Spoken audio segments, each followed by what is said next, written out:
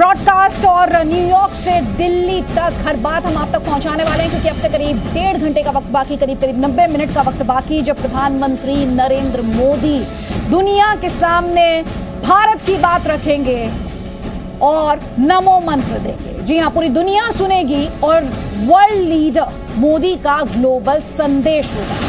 आपको बता दें, मंच होगा संयुक्त राष्ट्र महासभा का, जहां प्रधानमंत्री नरेंद्र मोदी यूएनजीए यानी यूएन जनरल असेंबली के 76वें सत्र को संबोधित करते हुए देंगे विश्व को वसुधैव कुटुंबकम का संदेश।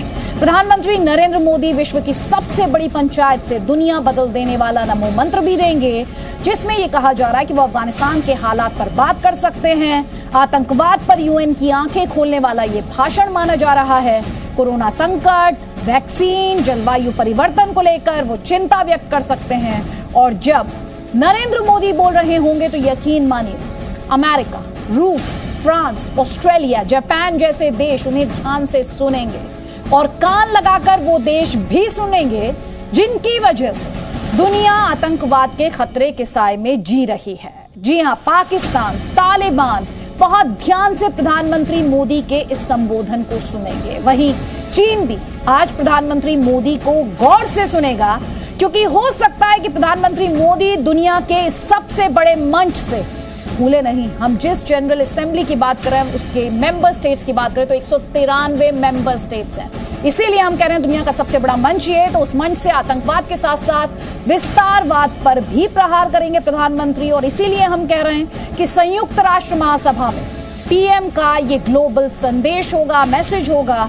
और अब से बस थोड़ी ही देर में, करीब 90 मिनट का वक्त बाकी है, जब दुनिया इस बदल देने वाले भाषण को, दुनिया को बदल देने वाला ये भाषण होगा। और साथ ही, जैसा कि आपसे पहले भी कहा, वसुधैव कुटुंबकम की झलक आप मोदी विजन में देखेंगे। कई खास मेहमान हमारे साथ हैं, जल्दी से बताती हूँ। हमारे साथ फॉर्मर एम्बेसडर गुरजीत सिंह जी हैं, हमारे साथ इंटरनेशनल अफेयर्स एक्सपर्ट रॉबिंदर सचदेव हैं, फॉर्मर डिप्लोमैट जेके त्रिपाठी हमारे साथ हैं। सबसे पहले गुरजीत जी, एक कमेंट आपका चाहती हूँ। हम प्रधानमंत्री का ये जो संबोधन है, ये ऐसे टाइम पर हो रहा है जो पेंडेमिक के बाद है, अफगानिस्तान में तालिबान का कब्जा हुआ है, तो दुनिया बहुत चैलेंजिंग टाइम से होकर गुजर रही है। और कई एक्सपर्ट्स कह रहे हैं ये चेंजिंग वर्ल्ड ऑर्डर के बीच एक वर्ल्ड लीडर की स्पीच होने वाली है। आपके क्या एक्सपेक्टेशंस है इस भाषण से?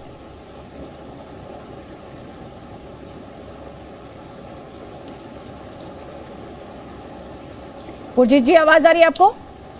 उन तक आवाज नहीं पहुंच पा रही है। त्रिपाठी सर, एक जल्दी से कमेंट आपका, उसके बाद रविंद्र जी आपका कमेंट। देखिए, मेरा विचार है कि संयुक्त राष्ट्र संघ के मंच से बोलते हुए प्रधानमंत्री कई चीज़ों पर ज़्यादा ध्यान देंगे।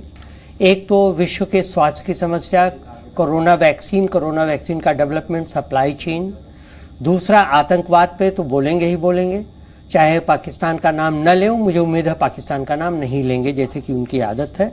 विस्तारवाद पे बोलेंगे, चीन का नाम लिए बिना। इंडो पैसिफिक पे बोलेंगे। अर्थव्यवस्था की रिकवरी पर बोलेंगे, जो कि बहुत बड़ी चीज़ है। गरीबी के उन्मूलन पे, एसडीजीज पे बोलेंगे, सस्टेनेबल डेवलपमेंट गोल्स, और जलवायु परिवर्तन और उसके प्रभावों पर बोलेंगे। ये चीज़ें तो जरूर ही वो बोलेंगे। रविंद्र सचदेव, अफगानिस्तान, उससे पहले इमरान खान का भाषण, उसका नंबर गेम भी अपने दर्शकों को बताएंगे। हम आपसे कहना चाहते हैं, अगर आप प्रधानमंत्री के भाषण को अगर आप समझना चाहते हैं तो आपको हमारे साथ रहना है, क्योंकि ये स्पेशल ब्रॉडकास्ट है, नॉनस्टॉप कवरेज आप देखेंगे न्यूयॉर्क से लेकर दिल्ली तक। ये नॉनस्टॉप कवरेज, हम खबर भी दिखाएंगे, उसके मायने भी समझाएंगे। और अफगानिस्तान में जब मैं रविंद्र सचदेव आपसे तालिबान की बात कर रही हूं, तो असली रंग दिखाना तालिबान ने शुरू कर दिया। देखिए, तस्वीरें हम अपने दर्शकों को दिखा रहे हैं। ये हेरात में किस तरह से एक व्यक्ति को सरेआम फांसी दी गई है, उससे जुड़ी हुई तस्वीर इस वक्त दर्शक हमारे देख रहे हैं। इस व्यक्ति पर आरोप क्या था? बच्चे की किडनैपिंग का आरोप था। तालिबान के शासन में दूसरा मौका जब किसी को इस तरह तालिबान ने सरेआम फांसी दी है। हाल ही में तालिबान के एक नेता ने यह कहा था कि जल्द ही पुरानी सरकार में दी जाने वाली सजाओं को एक बार फिर से लागू करेगा तालिबान। इसमें लोगों के हाथों को काटने से लेकर फांसी देने तक की सजा शामिल है। रविंद्र सचदेव जी हाँ, ये बहुत ही अनफॉर्चुनेट है। बट मैं इस समय वापस आपके बड़े क्वेश्चन पे आता हूं, क्योंकि ये चीज है, ये होती रहेगी, ये चलती रहेगी अनफॉर्चुनेटली। और इसी को काउंटर करने के लिए लॉन्ग टर्म में आज मोदी जी जो बोलेंगे हम सुनेंगे। जैसे आपने कहा है, उनके पूरे के पूरे लेक्चर में 100% से एंड टू एंड झलक होगी, जैसे आप कह रही हैं वासुदेव कुटुंबकम की। जियो और जीने दो, हम एक परिवार है, इंसान इंसान, देश देश और मैन एंड एनवायरमेंट। बट आपने बात करी नामो मंत्र की, देखिए मंत्र एक स्पेसिफिक 2 लाइनर का होता है शायद, राइट? बाकी तो विश्लेषण करेंगे, दुनिया को अवेयरनेस देंगे कि ये हो रहा है वो हो रहा है। मंत्र क्या हो सकता है? मैं इसीलिए रविंद्र जी आपसे जानना चाह रही हूँ, क्योंकि जो तस्वीर हम दिखा रहे हैं बहुत इंपॉर्टेंट तस्वीर है। इस तस्वीर से दुनिया को डरने की जरूरत है और ये तस्वीर बहुत सारे सवाल खड़े करती है। मैं इसीलिए आपसे कह रही हूँ, प्राइम मिनिस्टर के भाषण में, प्राइम मिनिस्टर के संबोधन में आपको लगता है प्राइम मिनिस्टर बहुत खुलकर तालिबान पर कम से कम अपनी बात रखेंगे, अफगानिस्तान को लेकर बोलेंगे? वो बोलेंगे पर नाम नहीं लेंगे, वो सिचुएशंस को डिस्क्राइब कर देंगे, सारी दुनिया समझ जाएगी जो वो कह रहे हैं, राइट? वो पर वो नाम नहीं लेंगे, क्योंकि नाम लेकर के आप उस चीज को ना ज्यादा लाइफ दे देते हो। इनफैक्ट आतंकियों की आधी कहानी तो ये होती है, उन्हें अपना नाम ज्यादा चाहिए होता है, right? So that aside, so point is कि आतंकवाद को अगर हमें एलिमिनेट करना है, 2 चीजें हैं equally required, 50% technology and guns and military and intelligence, और बाकी 50% है माइंड। दुनिया इस समय क्या कर रही है, सारे आतंक से जूझने के लिए हम केवल और टेक्नोलॉजी डालो, और पैसे डालो, गन्स लो, मिलिट्री सिस्टम्स लो, उस पे वो जरूरी है, नो डाउट, बराबर। बट उसके बराबर जो आधा 50% है उस पे जीरो कर रहे हैं हम, और वो आधा 50% है बच्चों को, मंत्र मैं जो कह रहा हूं, बच्चों को 5 साल की उम्र से लेकर 15 साल की उम्र तक रोज क्लासेस में एक कोर्स करिकुलम हो वासुदेव कुटुंबकम का, तब जाके लॉन्ग टर्म में आतंक कम होगा, एलिमिनेट नहीं होगा। पर उसके अलावा कोई और रास्ता नहीं। पूरी दुनिया मिलिट्री जा रहे हैं, हमें भारत देश है इन विचारों का, दुनिया को इस समय कोई और देश हमसे अच्छा नहीं कह सकता। गांधी जी, कल बात हुई ट्रस्टीशिप की, हम दुनिया के ट्रस्टीज हैं, ऐसी बात कौन वर्ल्ड लीडर कर रहा है वर्ल्ड फोरम पे राइट नाउ? टेल मी, कोई नहीं कर रहा। हम कर सकते हैं, हम कर रहे हैं, हमारे पास अपॉर्चुनिटी है। एक कमेंट जल्दी से गुरजीत सिंह साहब आपका भी। आप करीब कह सकते हैं कि करीब 80 मिनट का वक्त बाकी है प्रधानमंत्री के यूएनजीए में इस संबोधन में। हमारे दर्शकों को जानकर इंटरेस्टिंग लगेगा, उनके लिए इंटरेस्टिंग इन्फॉर्मेशन होगी कि यूएन के जो 6 पार्ट्स हैं, जो उसके ऑर्गन्स हैं, उसमें से एक ये यूएनजीए है और इसमें 193 मेंबर स्टेट्स हैं। इसीलिए हम आपसे बार बार कह रहे हैं इस भाषण को, इस संबोधन को बहुत ध्यान से सुनिएगा, क्योंकि संबोधन को पूरी दुनिया सुनेगी। और इसीलिए आपसे मैं जानना चाहती हूं गुरजीत सिंह जी, जब इतना बड़ा प्लेटफॉर्म, ग्लोबल प्लेटफॉर्म, और एक ऐसे टाइम पर जब वर्ल्ड ऑर्डर की चेंज होने की बात की जा रही है, उसमें बदलाव की बात की जा रही है, आपको क्या लगता है प्राइम मिनिस्टर का की मैसेज, सबसे बड़ा की मैसेज क्या होगा? सबसे की मैसेज होगा ट्रस्टीशिप का, जो गांधी जी ने कहा था। और प्रधानमंत्री शायद गांधी जयंती का जिक्र करें, और जो उन्होंने बाइडेन के साथ बात की कि ये ट्रस्टीशिप है, ये पूरा जो संसार है वो हम लोगों को एक ट्रस्टीशिप दिया गया है, ट्रस्ट टेरिटरी है, उसकी हमें रखवाली करनी है। उसमें आतंकवाद भी आता है, क्लाइमेट भी आता है, पैंडेमिक भी आता है, लेकिन कोई वो डायरेक्टली तालिबान की बात नहीं करेंगे। हम जो यूएन सिक्योरिटी काउंसिल की रेजोल्यूशंस हैं उनका जिक्र हो सकता है, वो तो क्वाड की जॉइंट स्टेटमेंट में भी है, उसी में पूरा हमारा जो अंदेशा है तालिबान का उस रेजोल्यूशन में कैद है। और तालिबान अगर दुनिया से मिलना चाहता है तो वो रेजोल्यूशन का पालन कर रहा है। जो आप दिखा रहे हैं वो साफ लगता है कि रेजोल्यूशन का पालन नहीं हो रहा है। तो 2001 में भी मान्यता नहीं मिली थी तालिबान को, अभी भी नहीं मिलेगी तालिबान को। लेकिन हमें अब तालिबान से हटकर पूरी जिम्मेवारी जो ग्लोब की प्रधानमंत्री के ऊपर है वो हमें देखनी है, और ये जो विश्व गुरु का स्टेटस हमारे पास है उसको हमें इंप्लीमेंट करना है। तो विश्व गुरु का जो स्टेटस है उसको इंप्लीमेंट करने की बात आप यहां पर कर रहे हैं। त्रिपाठी सर, आपसे मैं जानना चाहती हूँ, क्योंकि लगातार हम अपने दर्शकों को दिखा रहे हैं, मैं थोड़ा सा जिक्र यहां पर अब इमरान खान की जो स्पीच है, जिसका नंबर गेम हमारे दर्शक लगातार देख भी पा रहे हैं कि किस तरह से इमरान खान ने एक बार फिर से इस ग्लोबल स्टेज को हाईजैक करने की कोशिश की, वही पुराना पाकिस्तान का कश्मीर राग, और जिस तरीके से भारत के खिलाफ एक बार फिर से जहर उगला है। ये एक्चुअली मैं इसका जिक्र इसलिए करूं क्योंकि हमने प्राइम मिनिस्टर मोदी को देखा है, 2019 में भी इसी तरह से गलत इस्तेमाल किया था पाकिस्तान ने, और फिर नरेंद्र मोदी गए थे और एक स्टेट्समैन के तौर पर बिना किसी का नाम लिए उन्होंने अपनी बात भी कही थी, और जो दुनिया को चीजें और इश्यूज बॉदर कर रहे हैं उस पर दुनिया को कन्विंस भी किया था। और इस बार भी प्रधानमंत्री के लिए कहा जा रहा है नाम वो किसी का नहीं लेंगे, पाकिस्तान को यूएनजीए में जाकर वो तरजीह नहीं देंगे। आपको एज अ सीजन डिप्लोमेट क्या लगता है? देखिए, मुझे ये लगता है कि इमरान खान के इस स्पीच का कोई ख़ास संज्ञान नहीं लेना चाहिए किसी को भी, क्योंकि क्या है कि सब जानते हैं कि पाकिस्तान 1947 से लेके अब तक हर साल एक धार्मिक अनुष्ठान की तरह, एक रिलीजियस रिचुअल की तरह हर साल जाकर के कश्मीर का मुद्दा उठाता है वहाँ, और लोग सुनते हैं और उसके बाद लोग भी भूल जाते हैं और पाकिस्तान में भी उनकी किरकिरी होती है। इस साल एक एडेड वो ये हुई कि उनकी इंसल्ट ही हुई है कि सिर्फ ये नहीं कि बाइडेन उनसे नहीं मिले या फ़ोन पे बात नहीं की, ये कि इमरान वहाँ नहीं गए। इमरान खुद नहीं गए, कि दुनिया के कई नेता वहाँ जा रहे हैं लेकिन इमरान खान खुद नहीं गए। वो इसलिए नहीं गए, उन्होंने कोरोना का बहाना बना दिया, हालांकि उनको पता है कि अगर वो जाते तो उनकी बात कोई तब भी नहीं सुनता। 4 साल से वो ये कह रहे हैं कि हम कश्मीर का मुद्दा उठाएंगे। और आप देखिए, आप इसी से फ़र्क देख लीजिए कि प्रधानमंत्री मोदी जहां एक भी बार किसी भी संयुक्त राष्ट्र संघ महासभा के अपने भाषण में कभी भी पाकिस्तान का नाम नहीं लेते, वहीं पर इमरान खान भारत को गालियां देने से गुरेज नहीं करते हैं। तो दुनिया ये देख रही है, दुनिया ये जानती है कि किसका भाषण जो है उसमें वो कितना सारगर्भित है और किसका भाषण जो है वो कितना एकदम फजूल का है जी। तो ये इससे ही पता लग जाएगा कि दुनिया उनके वक्तव्य को कितनी सीरियसली लेती है। हाँ, कुछ देश ऐसे हैं उनके OIC के कुछ देश हैं जिन्होंने अभी एक रेजोल्यूशन पास किया पाकिस्तान के दबाव में, और भी कुछ देश हैं जो कि उनकी ओर से हैं और वो भी अपने अपने स्वार्थ, अपने अपने हितों की वजह से हैं। और कुछ देश मजबूरी में ये सोच के हैं कि भाई ये मुस्लिम कंट्री है और कम से कम इतना तो हमें करना चाहिए इनके बार बार हमें प्रेशराइज करने पे। इसके अलावा पाकिस्तान के भाषण का कोई महत्व नहीं है। और इस बात को ऐसे ही समझ लीजिए कि इमरान खान के भाषण को भारत ने कितनी तरजीह दी है कि जवाब देने के लिए अपने फर्स्ट सेक्रेटरी को भेजा, राइट ऑफ रिप्लाई का इस्तेमाल किया और पलटकर पाकिस्तान को आईना दिखा दिया स्नेहा दुबे ने, जो कि फर्स्ट सेक्रेटरी हैं। मेरे सहयोगी अमित प्रकाश इस वक्त न्यूयॉर्क से हमारे साथ हैं। Amit, very good morning, how good is this morning? Good morning Aditi.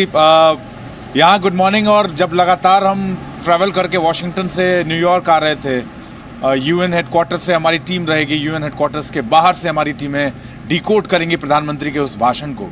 तो मैं यही सोच रहा था, वॉशिंगटन में मुलाकात जब दोनों वर्ल्ड लीडर्स की हुई, प्राइम मिनिस्टर मोदी और जो बाइडन की, उसके बाद मैं ये समझ रहा था कि इमरान खान की खींच, हम कहते हैं ना खींच, और अंदर से जो एक फ्रस्ट्रेशन थी वो कैसे बाहर आई है उस भाषण में। क्योंकि उन तस्वीरों को उन्होंने भी देखा होगा, एक फ़ोन कॉल व्हाइट हाउस से अब तक गया नहीं है, उसकी उम्मीद करते करते इतना वक्त गुजर गया। राष्ट्रपति बनने के बाद एक बार भी फ़ोन कॉल करके बातचीत अभी तक इमरान खान से राष्ट्रपति जो बाइडन ने नहीं की है। तो ये गुस्सा, ये खींच बहुत सारी चीज़ों का है, हम इस बात को समझ सकते हैं। लेकिन सवाल ये है कि जिस तरीके की बातें वो कर रहे हैं, जिस तरह के बयान उन्होंने दिए हैं, और UN में फर्स्ट सेक्रेटरी ने जो जवाब दिया है, तो आपको याद होगा अदिति, हम 2 दिन पहले जब बात कर रहे थे, जब मैं वॉशिंगटन से आपके साथ कनेक्टेड था, उस वक्त मैंने कहा था कि ये एक पूरी स्ट्रैटेजी है। यूनाइटेड नेशंस जनरल असेंबली के एड्रेस से पहले पाकिस्तान हमेशा से एक कहते हैं ना कि एक मोडस ऑपरेंडी है उसके ठीक पहले वो ये तय करता है कि हम 15 या 20 दिनों के लिए क्रॉस बॉर्डर टेररिज्म में जो वो आतंकवादी वो भेजते हैं वो नहीं भेजेंगे, ताकि दुनिया में हम ये संदेश दे सकें इन 15 दिनों का गैप देके कि हम ऐसा कुछ नहीं करते, हम ऐसा कुछ भी नहीं करते, हम अपनी ज़मीन को टेररिज्म के लिए इस्तेमाल नहीं करते, हमारी ज़मीन में आतंकवादी नहीं पलते।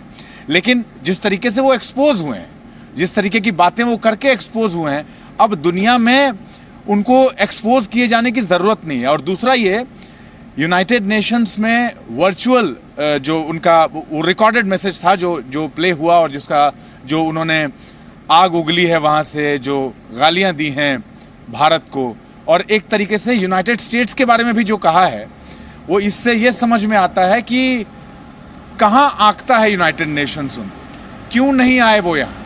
प्रधानमंत्री के भाषण को सुनने के लिए पूरा विश्व है, पाकिस्तान के प्रधानमंत्री के भाषण में किसी को इंटरेस्ट नहीं है। और इसीलिए जब वो ये बात कह रहे थे ना, तो उसके बाद जैसा आप अभी कह रहे थे कि हमारी फर्स्ट सेक्रेटरी ने जो जवाब दिया है, उसकी चर्चा हर जगह है, उसकी चर्चा सोशल मीडिया में है, उसकी चर्चा भारत में है। और हाँ, बता दूं, फर्स्ट सेक्रेटरी का जो राइट टू रिप्लाई में जो जवाब फर्स्ट सेक्रेटरी ने दिया है स्नेहा दुबे ने, वॉशिंगटन में जो भारतीय मूल के लोग हैं वहाँ से फ़ोन करके बता रहे थे और ये कह रहे थे कि ये होता है जवाब।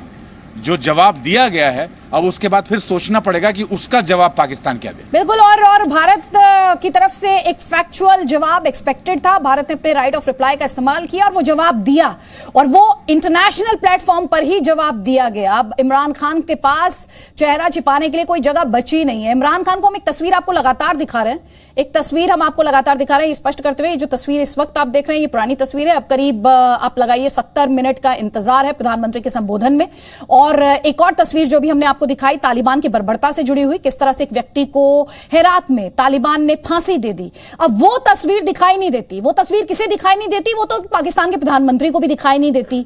उन्हें क्यों नहीं दिखाई देती ये समझ में आता है, लेकिन जरा सोचिए, ये तस्वीर भारत में बैठे हुए कुछ नेताओं को दिखाई नहीं देती। अब आप जानते हैं उन नेताओं के नाम क्या है? उन नेताओं के नाम है महबूबा मुफ्ती। ये तस्वीर फारूक अब्दुल्ला को भी दिखाई नहीं देती। क्या कह रहे हैं वो तालिबान को लेकर? जरा आप ये बयान सुने, उसके बाद आप खुद ये सवाल पूछेंगे कि ये तालिबान को लेकर इतनी हमदर्दी कहां से लेकर आते हैं हमारे देश में बैठे हुए कुछ नेता। और साथ ही फिर बात ये भी करेंगे कि जो भी थोड़ी देर पहले फारूक अब्दुल्ला देश के भीतर से खतरे की बात कर रहे थे, वो खतरा दरअसल है किससे, उस पर भी बात करेंगे। लेकिन पहले सुनिए तालिबान को लेकर क्या कह रहे हैं। अफगानिस्तान जो है, मैं आपको ये बताऊं, एक आजाद मुल्क है। वहां पे अब तालिबान आए हैं। हिंदुस्तान ने भी जब पिछली हुकूमत थी करीबन 3 बिलियन डॉलर वहां खर्चाए हैं उनकी स्थिति को बेहतर बनाने। उनके पार्लियामेंट बनाई, रोड्स बनाए, अस्पताल बनाए, स्कूल बनाए, क्या नहीं बनाया है। आज भी अफगानी हमारे यहां रह रहे हैं। हमें अफगानिस्तान की हुकूमत से बातचीत करनी चाहिए। और बातचीत, देखिए, वो हुकूमत तो जाने वाली नहीं है। तो जब आपने पहले ही इतना पैसा वहां खर्चाया है, तो दोस्ती का क्या मुश्किल है कि दोस्ती खड़ी करें? क्या दुश्मनी उनसे भी लेनी है? फारूक अब्दुल्ला को जरा वो वीडियो लेकर आइए, जरा इनको दिखाई नहीं देती ये तस्वीर? ये किससे दोस्ती करवा रहे हैं? ये आतंकियों को लेजिटिमेसी दिलाएंगे? ये इस्लामिस्ट टेररिज्म को लेकर जो पूरी दुनिया चिंता जाहिर करती रही है, उन्हें लेजिटिमेसी दिलाएंगे? ये तस्वीर नहीं दिखाई दी उन्हें जो हम लगातार जी न्यूज पर दिखा रहे हैं, जिसमें हेरात में कितनी बर्बरता के साथ एक व्यक्ति को फांसी दे दी गई। इस तस्वीर पर खामोश रह जाते हैं। शौकत चौधरी हमारे साथ जुड़ गए।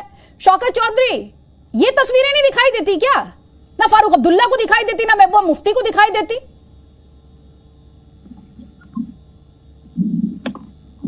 नहीं, देखिए, अगर कोई मुल्क अपने तरीके से चल रहा है और उसकी वजह से हम पे कोई असर नहीं है, हर देश जो है वो अपने कवानीन के मुताबिक चलता है। सर, अपने तरीके से चल रहा है मतलब, sorry I am interrupting you, क्योंकि आप बहुत रिस्पॉन्सिबल बात यहां पर करें, स्पष्ट करते हुए। पैनलिस्ट की राय चैनल की राय नहीं होती है, पैनलिस्ट की राय चैनल की राय नहीं होती, और ना ही हम इस तरह की इररिस्पॉन्सिबल बातों को सपोर्ट करते हैं या इंडोर्स करते हैं। ये अपने तरीके से चल रहा है। मतलब सपोर्ट मांगने नहीं रहा हूं मैं, आपकी सपोर्ट नहीं मांग रहा हूं मैं, अपनी बात रख रहा हूं। हाँ, आप तो तालिबान को सपोर्ट कर रहे हैं सर, मुझे दिखाई दे रहा है। मुझे दिखाई दे रहा है तालिबान को सपोर्ट कर रहे हैं। ये दर्शकों को भी दिखाई दे रहा है सर। अब ये अफगानिस्तान का इंटरनल मामला है, तो हमें क्या परेशानी है? वो किसी को फांसी पे लटका रहा है, किसी को क्या कर रहा है, उसका इंटरनल मामला है ना, उसका लॉ एंड ऑर्डर है। आपको कोई परेशानी नहीं है इसमें? बेसिक ह्यूमैनिटी अब इसमें कोई ह्यूमन राइट्स वायलेशन नहीं हो रहे हैं जिसके लिए आप छाती पीटते हैं सर। इसमें ह्यूमन राइट्स वायलेशन नहीं है। हमें law and order Jammu Kashmir में देखना है, जिसकी बुरी हालत है।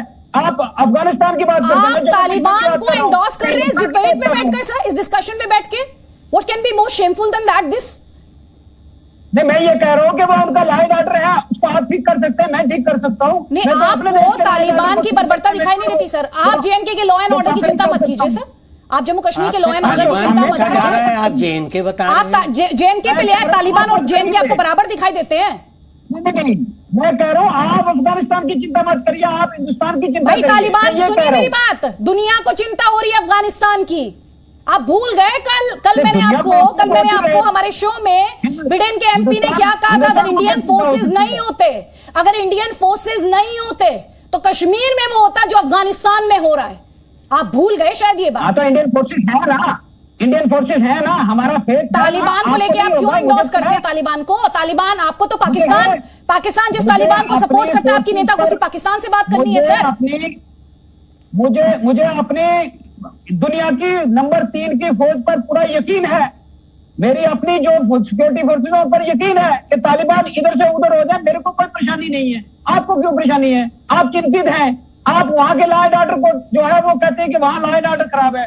जम्मू कश्मीर का हिंदुस्तान का मालूम ही नहीं है, यहाँ क्या करना चाहिए उसको मुझे बता दीजिए, जरा बताइए, एक सेकंड सर रुक जाइए, एक सेकंड रुक जाइए ना। इनका लॉ एंड ऑर्डर खराब है, जहां पे इनको तालिबान और जम्मू कश्मीर में कोई फर्क नहीं नजर आ रहा। ये क्या कंपैरिजन कर रहे हैं, तुलना कर रहे हैं, वो समझ ही नहीं आ रही है त्रिपाठी सर, इनको समझ नहीं आ रही। आप कैसे तुलना कर रहे हैं सर? आप कैसे तुलना कर रहे हैं? आपने तुलना कर कैसे दी सर? नहीं कर रहा, आप कर रहे हैं। आपने कहा, आप कह रहे हैं जम्मू कश्मीर में लॉ एंड ऑर्डर की सिचुएशन खराब है। क्या लॉ एंड ऑर्डर की सिचुएशन खराब है सर? कौन सी लॉ एंड ऑर्डर की सिचुएशन खराब है? किसको फांसी दे दी तालिबान के अंदाज में? किसको फांसी दे दी सर? आपको देखना चाहिए जम्मू कश्मीर का, हरियाणा में, पंजाब में क्या हो रहा है, किसानों की हालत क्या हो रही है। अरे आप हरियाणा पंजाब चले गए सर, अब जम्मू कश्मीर से आप हरियाणा पंजाब चले गए सर। कम से कम एक मुद्दे पे तो रहिए शौकत चौधरी, एक मुद्दे पे रहिए सर। आप क्या बोल रहे हैं? प्रोटेस्ट इतना बड़ा नहीं दिखाई दे रहा। क्या नहीं दिखाई दे रहा? वो पूरे देश क्या नहीं दिखाई दे रहा? आप क्या दिखाना चाहते हैं सर? आप दुनिया को ये बताना चाहते हैं कि आपको तालिबान और जम्मू कश्मीर का फर्क नहीं मालूम है, ये बताना चाहते हैं आप? इमरान खान को भी नहीं मालूम है, इमरान खान को भी नहीं मालूम है, और आप कह रहे हैं आपको भी नहीं मालूम है। चलिए इमरान खान की तो मैं समझ सकती हूँ कि इमरान खान को तो पता नहीं है, इमरान खान को तो अपना प्रोपेगेंडा आगे बढ़ाना है। आपकी क्या दिक्कत है सर? आपकी क्या दिक्कत है? तालिबान को सही ठहराने से जम्मू कश्मीर में वोट देते हैं क्या लोग? मेरी दिक्कत सुने। मेरी दिक्कत यह है कि आपको इमरान खान की परेशानी है, आपको तालिबान की परेशानी है, आपको उसकी अफगानिस्तान की परेशानी है, मुझे हिंदुस्तान की परेशानी है, जिसको आप सुनना नहीं चाहते हैं। मैं कहता हूं पूरे हिंदुस्तान में law and order, farmers protest पे है, वो लॉ एंड ऑर्डर है, वो नहीं दिखाई देता।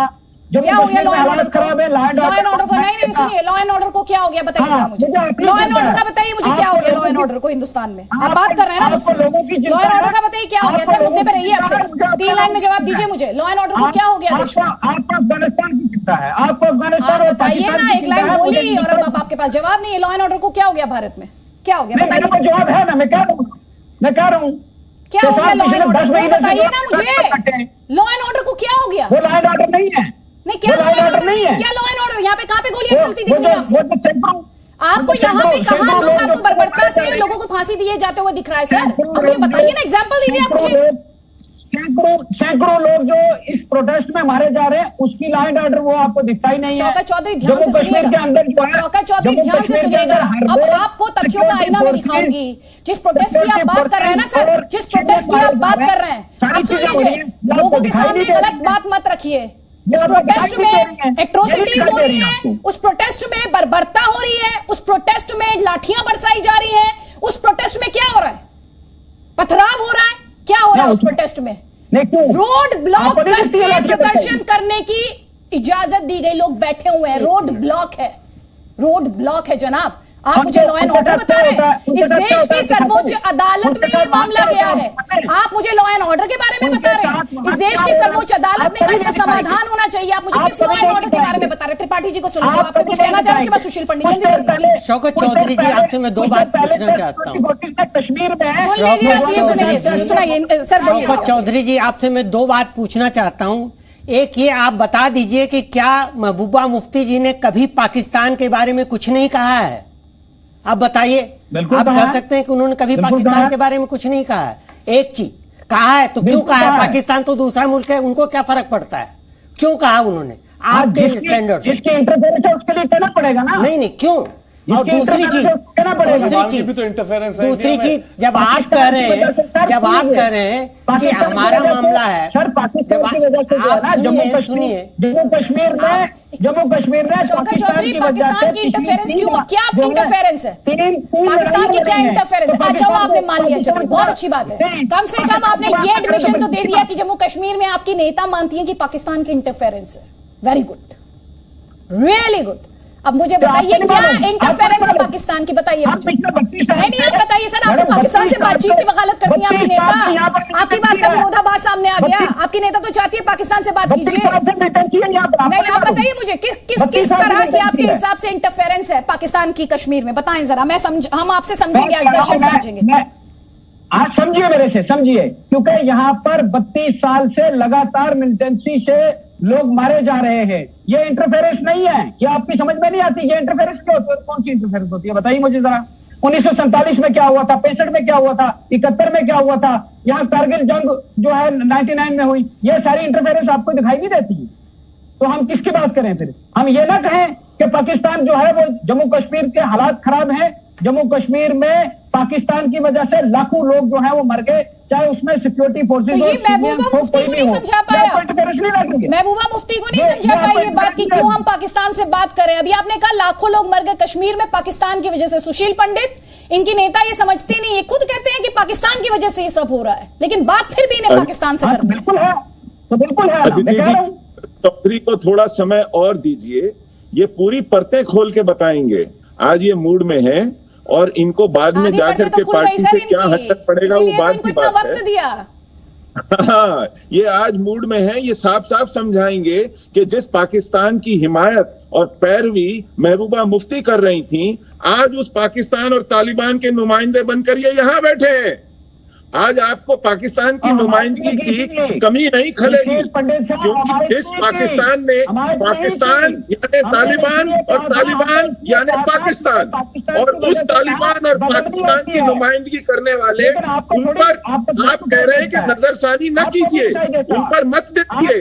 आप उनकी किसी भी बुरी बात का, किसी अपराध का, किसी जघन्य अपराध का, हिंसा का कोई गुमान मत लीजिए। ये कहना चाह रहे हैं कि अगर पाकिस्तान की तालिबान की वजह से वहां से हिंदू सिख भाग करके आते हैं, वहां पर तशद्दुद होता है, भारतीयों को अपना दूतावास बंद करना पड़ता है, उस पर आंखें मीच लीजिए, कुछ मत बोलिए। ये उनकी पैरवी करने बैठे हैं यहां। ये कह रहे हैं वो देते रहे फांसियां लोगों को।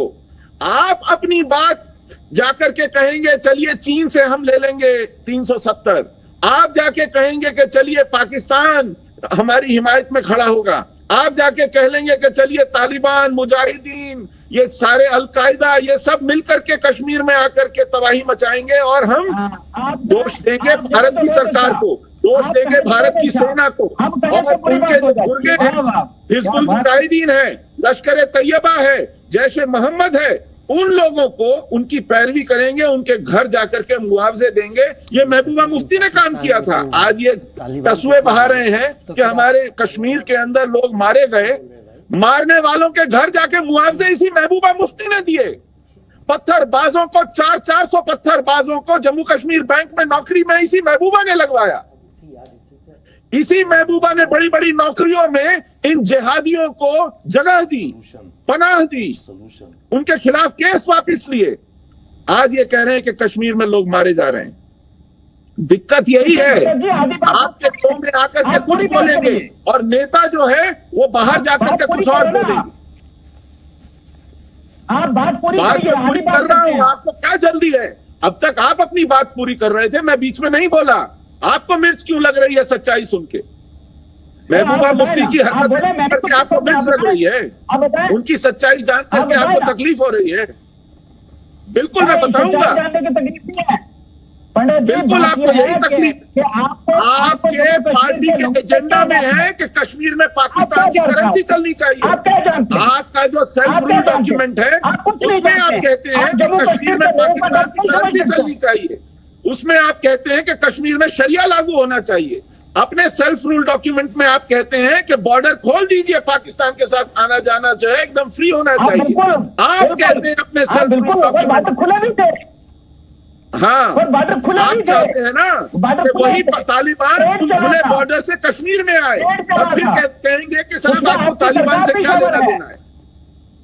आप ही कहते हैं ना बॉर्डर खोल दीजिए, तालिबान आने दीजिए, जैश को, लश्कर को, हिजबुल को आने दीजिए। क्यों कहते हैं बॉर्डर खोल दीजिए?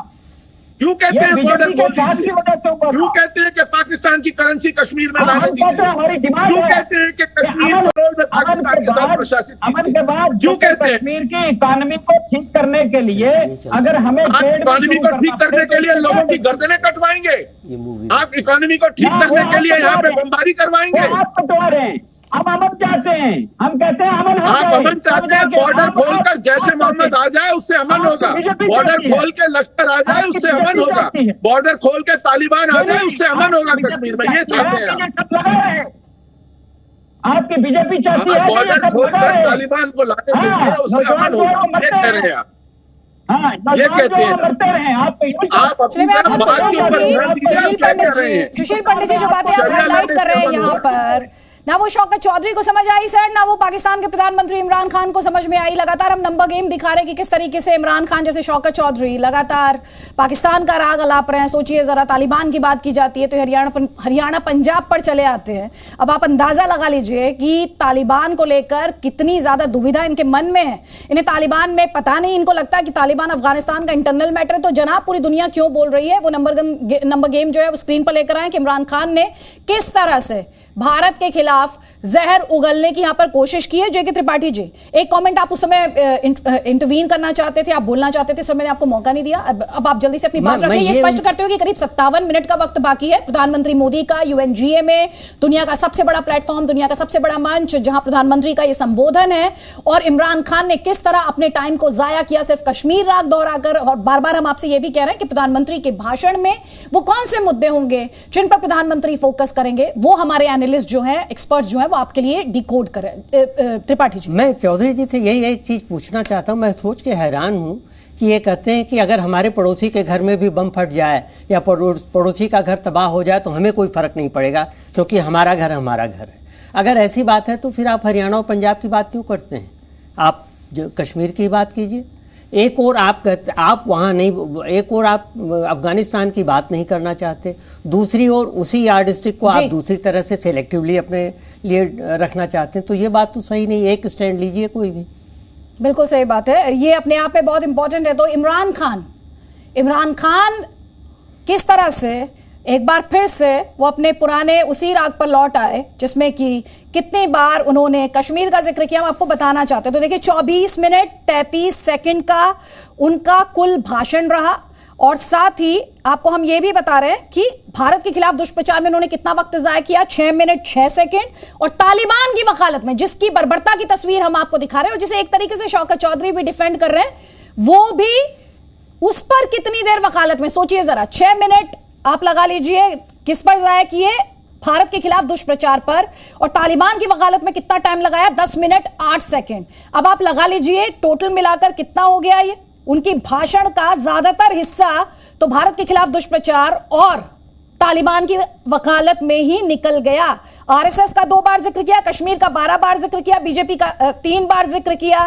तो उनका कुल मिलाकर जो पूरा भाषण था उसमें किस तरह से उन्होंने भारत को मलाइन करने की कोशिश की, रविंद्र सचदेव, वो हमने बाकायदा नंबर गेम्स के माध्यम से अपने दर्शकों के सामने रखा है। Absolutely Aditi ji, and if you allow me, मैं 30 सेकंड एक कॉन्क्रीट सजेशन देना चाहता हूं। ये सारी जो बात चल रही है, देखिए बाकी और कुछ होना हो, मोदी जी अभी अमेरिका गए हैं। इस समय इंडिया के पास एक इंटरेस्टिंग अपॉर्चुनिटी है। बाइडेन एडमिनिस्ट्रेशन ने कहा कि वो अपनी पाकिस्तान पॉलिसी नए रूप से बनाएगा, राइट, जो कि अगले 4 साल तक उसी पे रहेगा वो मोरलेस।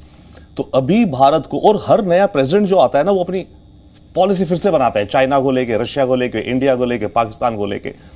ट्रंप ने 4 साल पहले बनाई, उथल पुथल होती रही जो भी। तो ये अपॉर्चुनिटी है भारत को और अमेरिका को इनवाइट करना चाहिए भारत को to give inputs in that policy. देखिए हमारे पास रीजनेबल इंटेलिजेंस है, हमें रीजनेबल इनका बिहेवियर पता है, रीजनेबल आइडियाज हैं इस रीजन के असल के, राइट।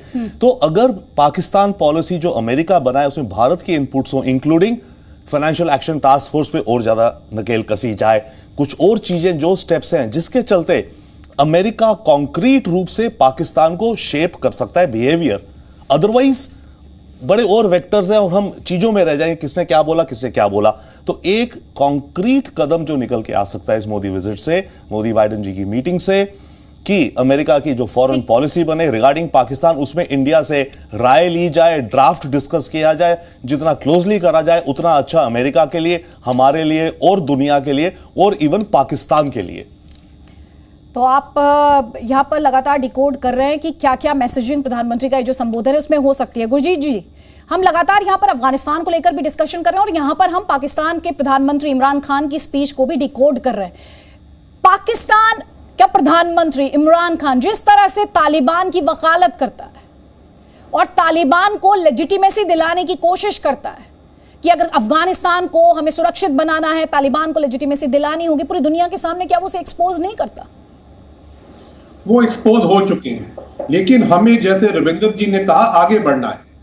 और मैंने जी टीवी पे कई बार कहा कि पाकिस्तान, ईरान और अफगानिस्तान के इरादों से भारत और यूएस की नीति एक नहीं है, ना नजरिया एक है। इंडो पैसिफिक में हमारा नजरिया काफी मिलता जुलता है, लेकिन अगर मोदी जी के इस विजिट से कुछ निकला है तो बाइडेन और मोदी जी की जो मीटिंग हुई उसमें साउथ एशिया के ऊपर जो ड्राफ्टिंग है जॉइंट स्टेटमेंट में, वो एक हमारे हित में है कि अमेरिका हमारे साथ टेररिज्म और यूएन रेजोल्यूशंस के ऊपर साउथ एशिया में अपना ध्यान देगा। और सबसे अच्छी बात यह है कि जो क्वाड का जॉइंट स्टेटमेंट निकला, हालांकि वो इंडो पैसिफिक का मुद्दा है, साउथ एशिया का जिक्र वैसे ही हुआ जो भारत और अमेरिका के जॉइंट स्टेटमेंट में था।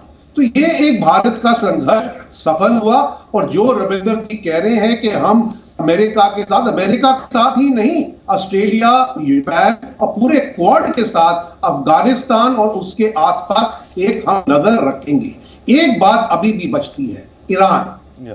हम चाहते हैं कि ईरान से मिलकर हम पाकिस्तान और अफगानिस्तान पे दबाव बनाएं। वो रिश्ता आगे बढ़ने में अमेरिका भी हमारी बाधा डालता है क्योंकि उसने सैंक्शंस लगाई हुई है।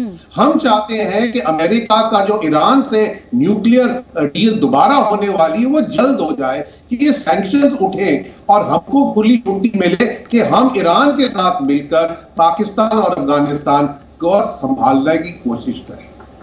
रविंद्र सचदेव, आप ईरान को लेकर पॉइंट रखना चाह रहे थे, लेकिन साथ ही हम अपने दर्शकों को ग्राफिक्स के माध्यम से, इंफॉर्मेशन के माध्यम से ये भी बताने की कोशिश कर रहे हैं कि किस तरह से इंडिया की मैसेजिंग एकदम अलग है। भारत क्या कह रहा है, विश्व शांति की बात कर रहा है। भारत क्या कह रहा है, वसुधैव कुटुंबकम की बात कर रहा है। भारत क्या कह रहा है, सबका साथ सबका विकास। भारत क्या कह रहा है कि हम पूरी दुनिया को एक साथ लेकर आगे बढ़ेंगे। आतंकवाद पर प्रहार कर रहा है और यूएस के साथ अपने रिलेशंस को स्ट्रेंथन भी कर रहा है। और इस प्लेटफॉर्म के माध्यम से हम बार बार, रविंद्र सचदेव, इस बात को कह रहे हैं कि दुनिया सुनेगी, 193 मेंबर स्टेट सुनेंगे, यानी दुनिया सुनेगी।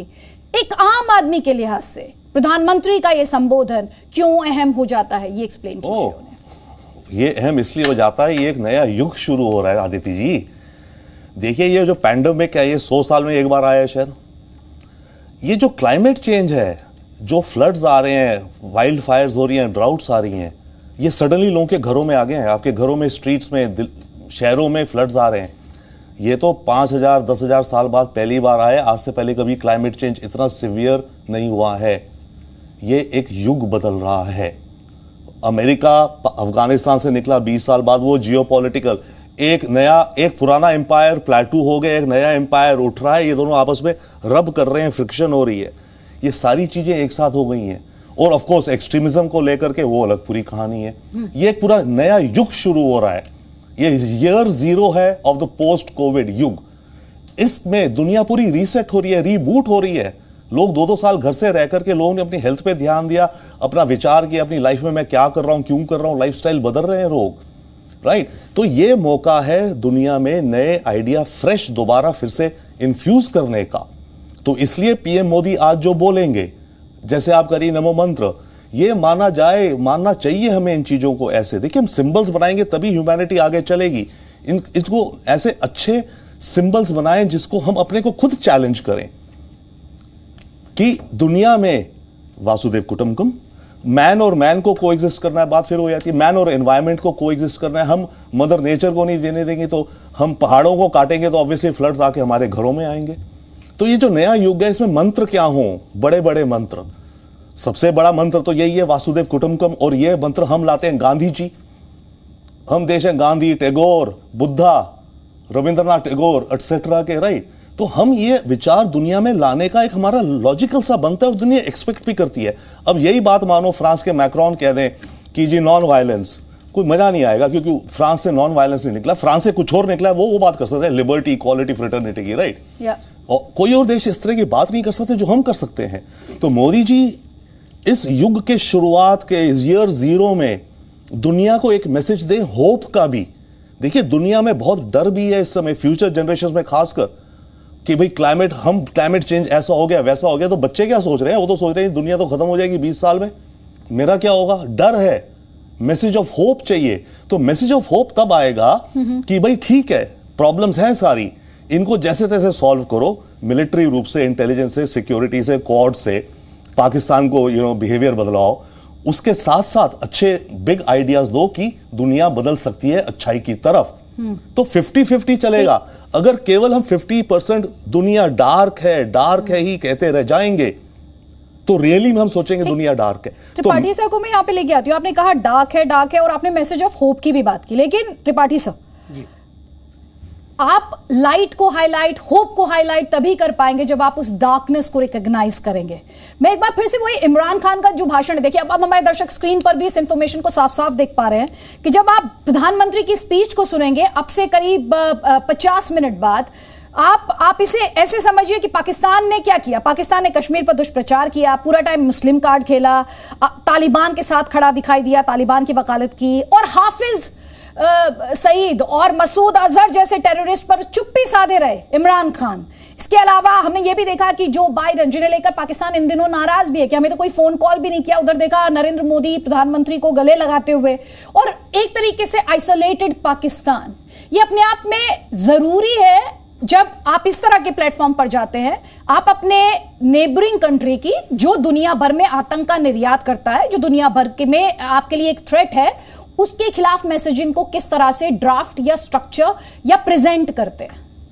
देखिए, एक बड़ी इंटरेस्टिंग चीज़ है, अगर आप इमरान खान की स्पीच में देखें तो उन्होंने कश्मीर का, जैसा आपने कहा कि 6 मिनट कुछ सेकंड तक जिक्र करते रहे, उन्होंने सिंजियांग या उइगर मुस्लिम्स की बात नहीं की, बिल्कुल नहीं की। Double standards.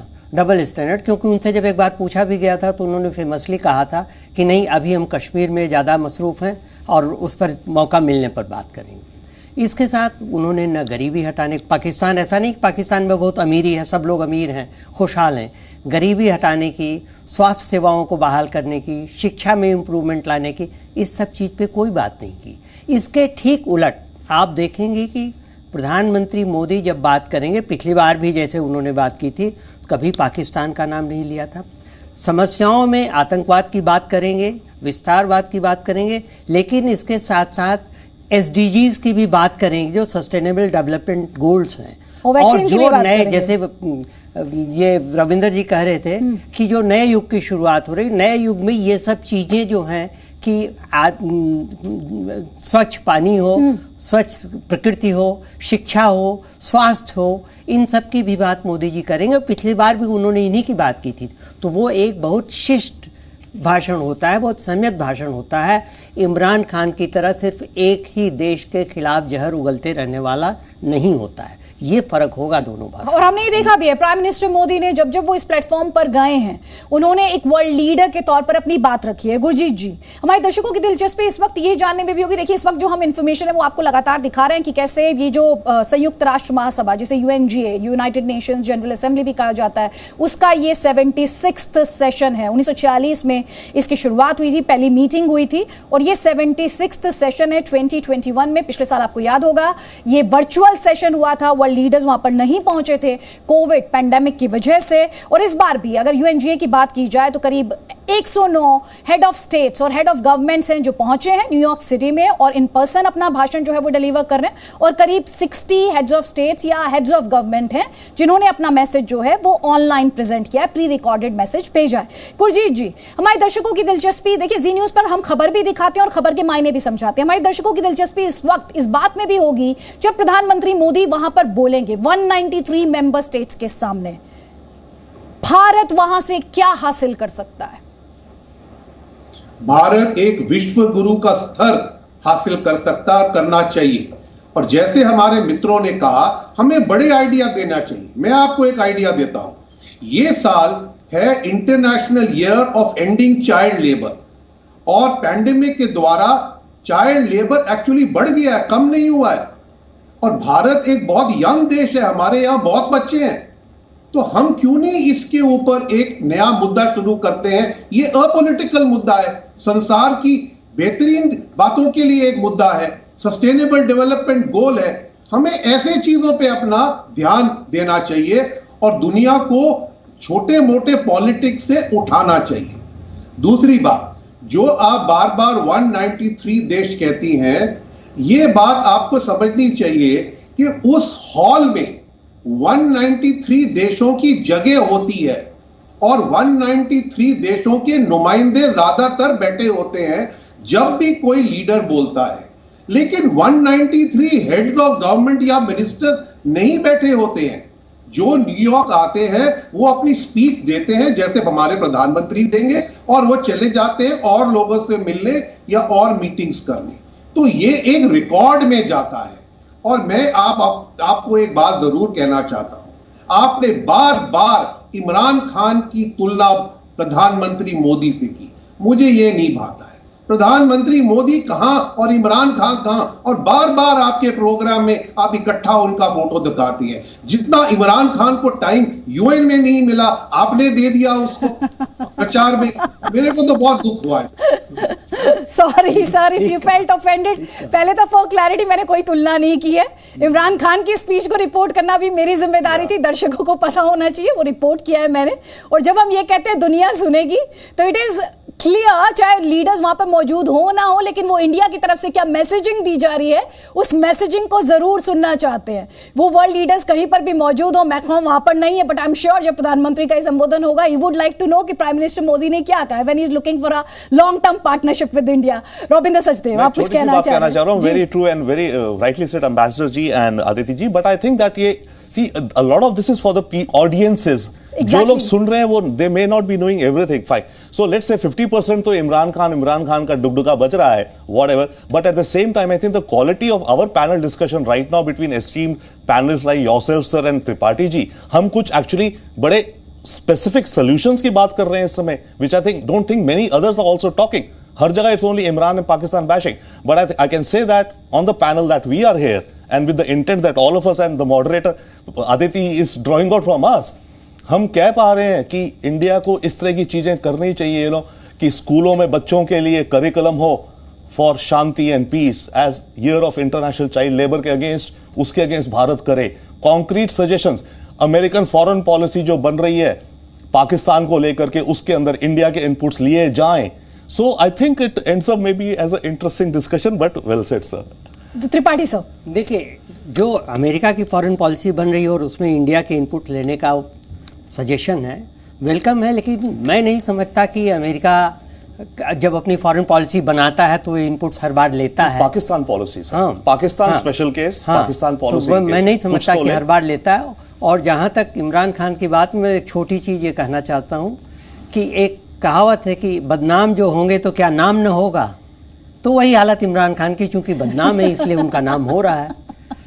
और वो खुद को ये दिखाने की कोशिश कर रहे हैं कि वो एक मसाया फिगर के तौर पर खुद को प्रोजेक्ट करने की कोशिश कर रहे हैं, लेकिन हम ये लगातार देख रहे हैं कि वो किस तरह से फॉल फ्लैट हो रहा है। मतलब दुनिया जो है उसके सामने वो रॉबिंदर सचदेव आप ऐड करना चाह रहे हैं, लेकिन एक्सपोज हो रहे हैं, राइट? एक्सपोज हो रहे हैं, but at the same time मैं ये कहूंगा for people of foreign affairs, जो स्टूडेंट्स हैं, जो जिज्ञासा रखते हैं, इट्स अ केस स्टडी कि लीडर्स किस तरह से प्रयास करते हैं अपना दुष्प्रचार, कि किस तरह से मिसयूज कर सकते हैं लोग प्लेटफॉर्म्स को, किस तरह की प्रोपेगेंडा टूल्स, किस तरह के प्रोपेगेंडा कहानीज, फॉल्सहुड, विक्टिमहुड्स फैलाए जाते हैं, फैलाए जा सकते हैं दुनिया में।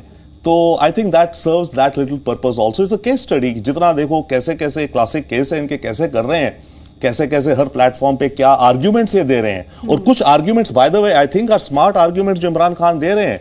जैसे इन्होंने कहा कि अमेरिका इज अनग्रेटफुल, हमने तालिबान इन्हीं के कहने पे इनके साथ बनाया और फिर ये हमें छोड़ के चले गए। उसमें पार्शियल ट्रुथ है।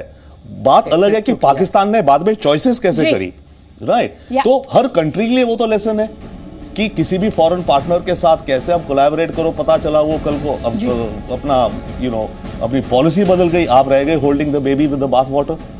So these are case studies also, I think, in Russia affairs में geopolitics. इसीलिए हम लगातार हमने एक्सपर्ट्स को यहाँ पर बुलाया। हमने इसमें पॉलिटिकल डिस्कशन की कोशिश नहीं की है, हमने पॉलिटिकल डिस्कशन की यहाँ पर कोशिश नहीं की, राजनीति को नहीं रखा है। हम चाहते हैं फॉरेन डिप्लोमेसी को लेकर और साथ ही फॉरेन अफेयर्स को लेकर आपको ज़्यादा से ज़्यादा क्लैरिटी मिले, आपको ये खबर समझ आए। इसलिए बहुत ही सरल साधारण भाषा में हम इसे आप तक पहुँचाने की कोशिश करें। Presenting B News app available on Google Play and App Store. Download it now.